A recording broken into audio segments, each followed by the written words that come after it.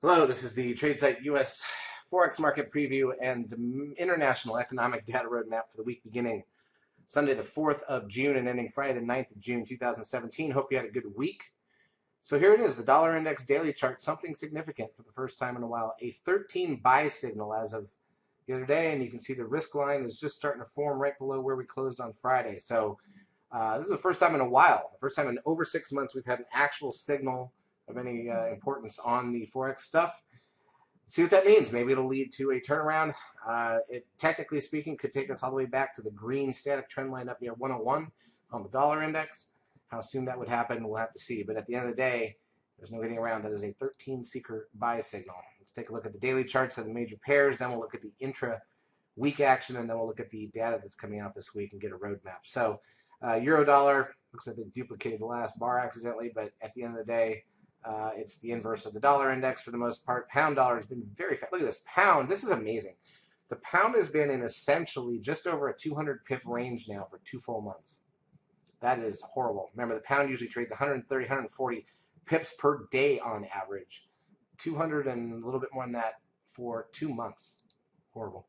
Aussie dollar, fairly contained as well. I would say most of Forex has been fairly contained. Euro yen, not much there. I'm sorry, pound yen, not much there. Euro yen, even less, although we're near a 13 sell signal on that one. Pound Swiss has been on the decline, obviously, and the New Zealand dollar pair. All right, let's look at 30-minute candles so you can see the whole week. So high to low on the euro dollar is 150 pips. A couple of really flat days, a couple of news spikes. The only day that had real clean action was Tuesday. Pound dollar high to low for the week. Remember, we're in the 200 pip range for 2 months, so obviously it can't be more than that. We're in about 150 pip range as well. This one, though, had some more back and forth. Monday up a little bit, Tuesday back and forth, Wednesday big day up, and then drift back down for Thursday, then back up. Friday was flat, even though we had 2 big economic data numbers coming out on Friday. So the big thing to point out is the dollar index buy signal, and we're going to be certainly more interested in any trades that are in favor of the dollar right now. All right, so for data for the week, New Zealand starts the week on bank holiday. Australia's got some data you can see there. China, the Caxton Services PMI. Switzerland, France, and Germany, all on bank holiday on Monday. So Monday's going to be really slow. We'll be half size for that one. Spanish, Italian, French, German, and broad European final services PMI data all going into Monday morning. The UK services PMI as well. We get here in the U.S., we've got revised non-farm productivity and unit labor costs, then the services PMI data, ISM non-manufacturing PMI, factory orders, labor market conditions. Jump to Monday night, retail sales monitor out of the UK, average cash earnings out of Japan, current account out of Australia, 30-year bond auction out of Japan. Tuesday, 12:30 a.m. Eastern Time, we got a rate announcement out of Australia. Retail PMI out of Europe, Centix investor confidence out of Europe, retail sales out of Europe, Spanish 10-year bond auction, UK 30-year bond auction, Canada's IV PMI, U.S. JOLTS job openings, IBD tip economic optimism number, New Zealand manufacturing sales, Australia AIG construction index and GDP, Japan's leading indicators, Europe's German factory orders, Switzerland's foreign currency reserves, Halifax HPI out of the UK, Italian retail sales, got building permits out of Canada, U.S. crude oil inventories, and consumer credit in the afternoon here Wednesday.